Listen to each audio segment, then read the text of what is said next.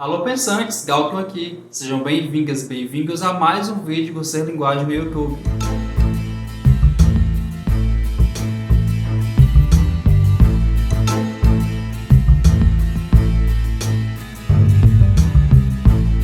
E eis que voltamos com mais um vídeo no quadro Índice Acadêmico. Depois de muitos meses sem atualizações, eu volto aqui com uma nova pauta dentro desse espaço do Ser Linguagem, que é destinado a conversas rápidas, diretas e objetivas sobre tabus e outras questões que envolvem a academia científica, a universidade, especialmente a parte da pós-graduação. Nós já temos alguns vídeos aqui nesse quadro, o Índice Acadêmico. Um falou sobre o currículo Lattes, que você pode conferir. Eu falo um pouquinho mais de onde vem a origem desse nome, para que serve essa plataforma Lattes, que a gente tanto fala na pós-graduação e na universidade como um todo. E tem um outro vídeo antes desse, que fala sobre publicação. Nesse vídeo eu esclareço um pouco mais sobre quais A1, B1, o que é que significa, o que é que significa publicar em cada uma dessas revistas e como que eu posso fazer para publicar. Nesse vídeo eu vou falar um pouco mais sobre os tipos de pós-graduação. Parece uma dúvida simples, uma questão boba, né? Mas que é muito típica de um quadro que se pretende a fazer esclarecimentos ou popularizar um pouco mais alguns conceitos com relação à universidade. Algumas dúvidas chegam no Ser Linguagem lá no Instagram sobre o que eu posso fazer na pós-graduação, que curso de pós-graduação eu posso fazer. É melhor fazer uma especialização ou um mestrado? Então, nesse vídeo, eu pretendo esclarecer um pouco mais as diferenças entre esses níveis de pós e também, aí, quem sabe, já ajudar você a decidir que tipo de pós é melhor para a sua realidade nesse momento. Mas antes de a gente começar a nossa conversa, é fundamental que você se inscreva no canal se você ainda não está inscrito, curta o vídeo se você gostar do material, ou desculpe se você não gostar também, e deixe aqui nos comentários que outras pautas podem ser trabalhadas nesse quadro Índice Acadêmico. É difícil falar de pós-graduação sem fazer uma menção aos abismos que separam os níveis de ensino no Brasil. Tem um post já um pouco antigo no blog do Ser Linguagem, que eu falo um pouco mais sobre por que fazer pós-graduação em linguística ou linguística aplicada, e nesse post eu problematizo um pouco as diferenças, né, os espaços que há entre um nível e outro de ensino. Então você sabe que no nosso país o ensino é basicamente dividido de maneira bem grande, assim, bem geral, em educação básica, ensino infantil, educação infantil, ensino fundamental e ensino médio, e ensino superior, aqui incluindo o curso de graduação, pós-graduação e assim por diante. O abismo que existe entre a educação básica e o ensino superior já é bastante considerável se a gente analisar vários fatores, não só em termos de vestibular, que apesar de o Enem ter universalizado um pouco mais o acesso, ainda é uma maneira um pouco excludente de acesso, ainda mais esse ano a gente tem discutido bastante sobre isso, com o movimento de Enem, a quarentena, a pandemia, alunos que não têm acesso a recursos tecnológicos para a educação. Então, essa diferença que há entre a educação básica e o ensino superior, que faz com que muita gente não consiga fazer essa migração ainda hoje, também ocorre da graduação para a pós-graduação. Não é exatamente simples sair de um curso de graduação e ir para um curso de pós-graduação. Porque no meio do caminho existe uma série de contextos, uma série de situações particulares que influenciam diretamente no tipo de pós-graduação que pode ser melhor para você, mais produtivo para você no seu momento de vida, no seu momento de estudos, por assim dizer. Então, que tipos de pós-graduação nós temos? A pós, ela se divide basicamente em dois grandes tipos, a lato sensu e a stricto sensu. Para que você possa compreender a diferença entre lato e stricto sensu, é preciso primeiro ter uma noção muito bem acordada. A graduação é um espaço de horizontalidade. Como assim, Galton? Na graduação é o espaço pelo qual você passa para saber de tudo um pouco sobre a sua profissão. Então, por exemplo, eu sou formado em letras, licenciatura. Espera-se que um formado em letras, licenciatura ou bacharelado, consiga ter uma noção geral tanto de fonética, fonologia, quanto de literatura comparada, tanto de linguística aplicada, como de teoria da literatura. O que eu quero dizer é que a graduação é um espaço de horizontalidade, no sentido de que você precisa passear, pelo menos, por todas as sub-áreas dessa grande área que é a sua área de graduação, a sua área de formação. Sabendo disso, que você está num espaço de horizontalidade, você entende a pós-graduação como um espaço de verticalização. É o momento que você começa a se aprofundar mais ou menos em alguma parte específica da sua formação de graduação. Então, por exemplo, eu formado em letras, posso escolher uma pós-graduação lato sensu para um aprofundamento mais largo mais amplo, não tão fechado, mas ainda assim uma especialização, uma afunilação, um afunilamento em alguma área da minha área de formação, de graduação. Ou eu posso ir para o stricto sensu e me especializar ainda mais em algum ponto específico da minha área de formação. Então, lato estricto, o latim denuncia, nada mais é do que uma formação mais larga, mais ampla, e uma formação mais fechada, mais verticalizada, mais aprofundada. Aqui eu dei um exemplo de correlação entre área de graduação e área de pós-graduação, mas é importante dizer que você pode graduar-se em uma coisa e fazer pós-graduação em outra coisa.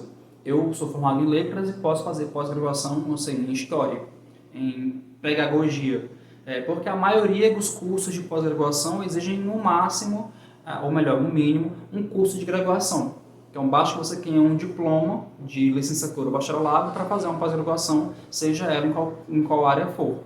Tá, então, dito isso, né, entendendo que a pós-graduação lato sensu ela é um pouco mais larga, ampla, horizontal do que a stricto sensu, que é mais vertical, mais aprofundada, a gente pode começar a compreender que cursos estão dentro desses dois tipos, lato e stricto sensu.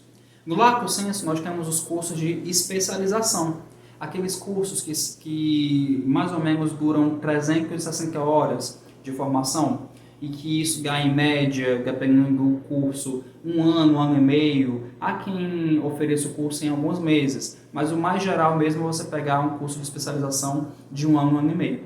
O curso de especialização ele é um pouco mais aproximado da lógica da graduação. Como assim?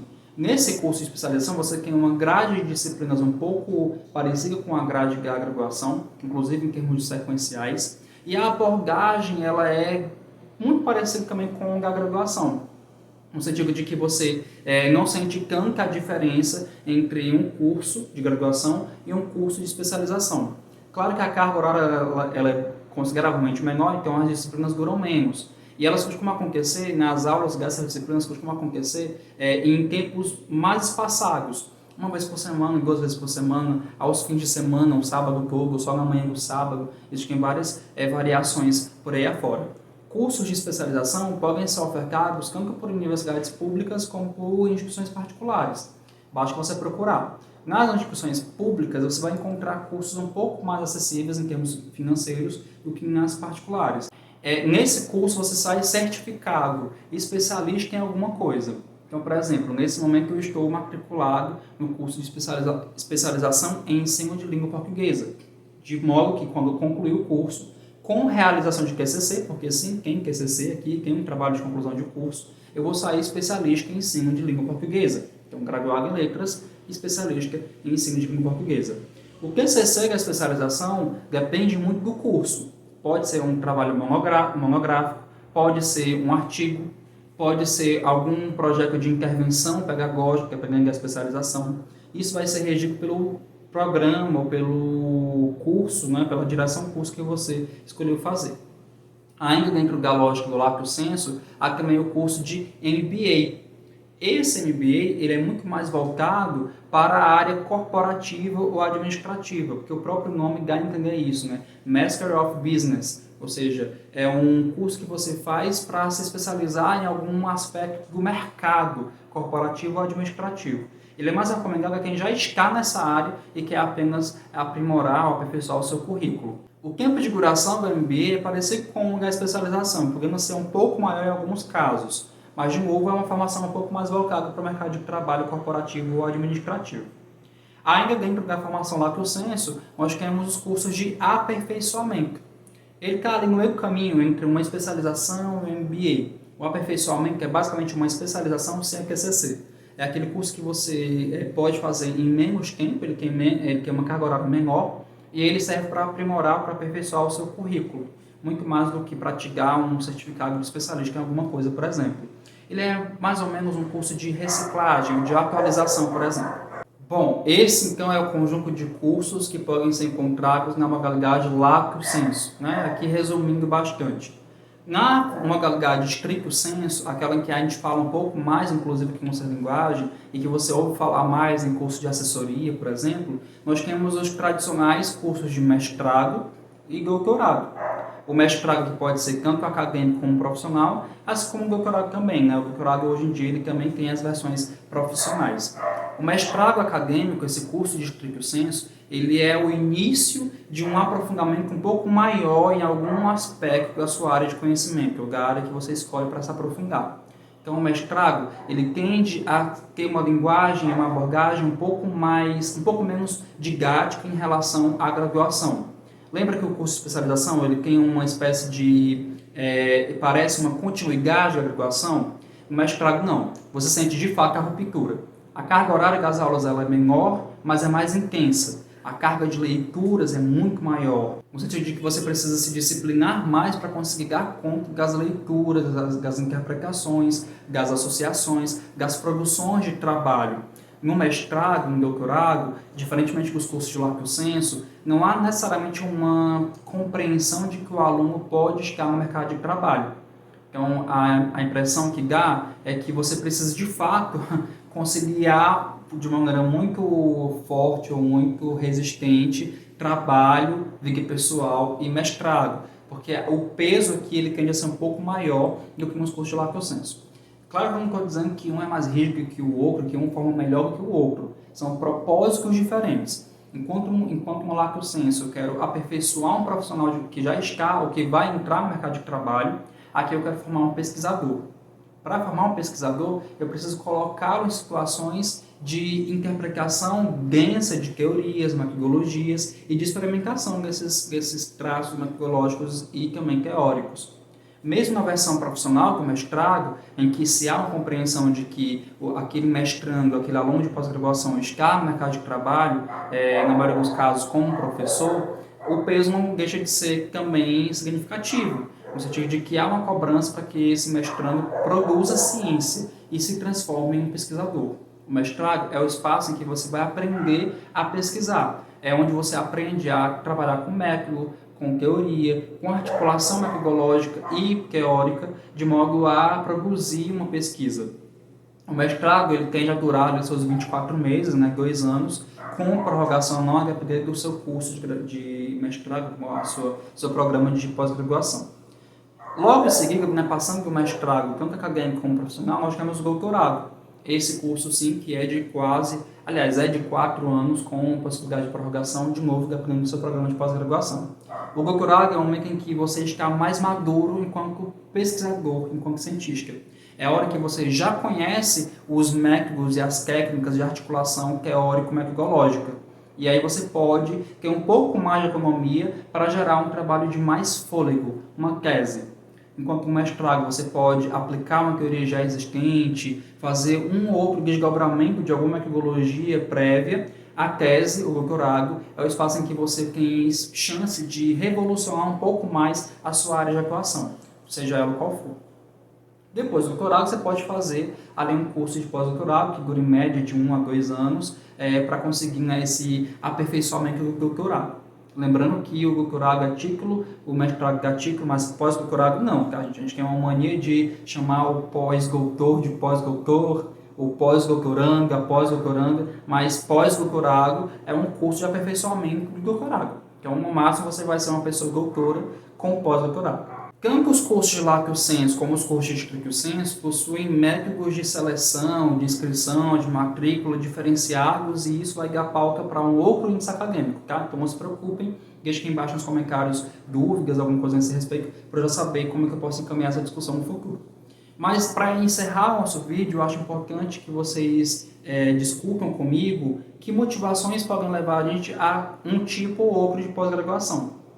Eu falei muito sobre contexto, sobre subjetividade, sobre circunstância, e é basicamente isso que vai ser o foco da sua análise na hora de escolher um ou outro tipo de pós-graduação.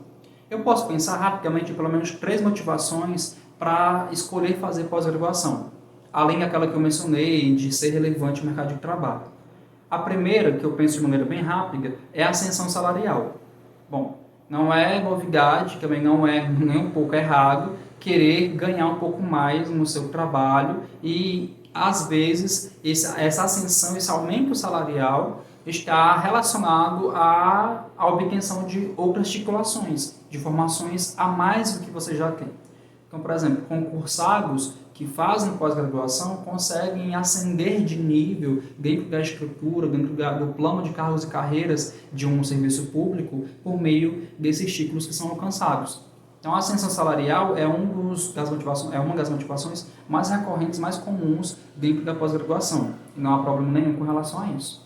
Uma outra motivação que eu vejo é a de fato querer atuar como pesquisador, como cientista.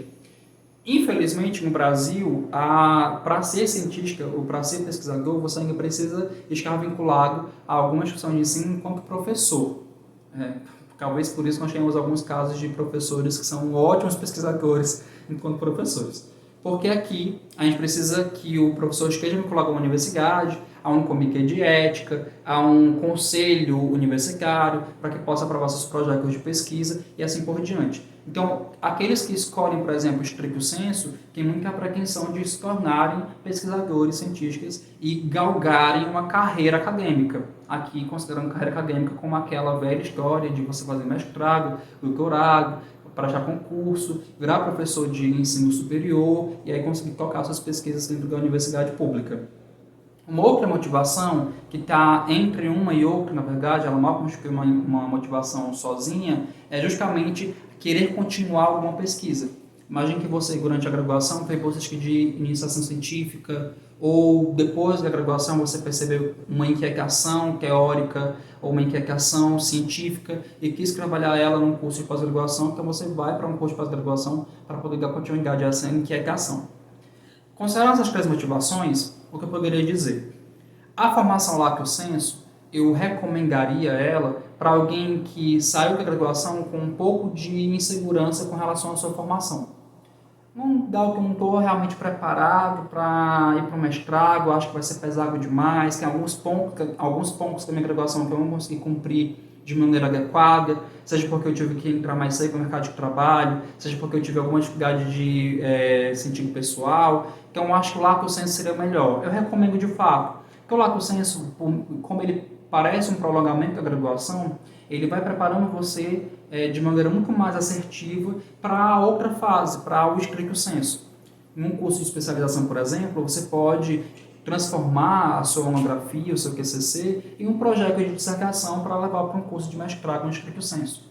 Não é raro que pessoas partam da especialização para o mestrado, embora eu me ache que faça o caminho contrário, como eu estou fazendo, do mestrado para a especialização. Então, eu recomendaria ela muito para esse sentido de ganhar em segurança, do afastamento da universidade. É um espaço menos estranho para quem está saindo da graduação ou para quem saiu da graduação há bastante tempo. Percebam, não é que eu estou dizendo que se você não fez uma graduação boa ou completa, se você saiu mais cedo para trabalhar, se você está muito tempo fora da universidade, não é que você seja obrigado, destinado ou pré-determinado a pós-graduação Lato Sensu. Estou pensando em termos de dicas mesmo, de maneira mais prática, como é que seria o recomendado por mim para quem chegasse para me pedir esse conselho. Tá? Já o stricto sensu, eu recomendaria mais para quem já veio de uma graduação um pouco mais engajada, quem sabe já teve alguma experiência com iniciação científica, ou tem alguma familiaridade teórica com algum teórico, algum aporte teórico, alguma escola teórica, alguma linha de pesquisa. Bom, acho que deu por hoje. Espero que você tenha conseguido entender as diferenças entre os tipos de pós-graduação. A gente viu aqui Lato Sensu, stricto sensu, os cursos que cada um abrange e também que motivações você pode levar em consideração para escolher um tipo ou outro, que circunstâncias da sua vida você pode levar em consideração para escolher um tipo ou outro de pós-graduação. Gostou? Curtiu? Então deixa um comentário aqui embaixo para eu saber que você gostou, para saber se esse vídeo realmente te ajudou alguém que você conhece e sugere alguma pauta nova para o próximo índice acadêmico. A gente se vê.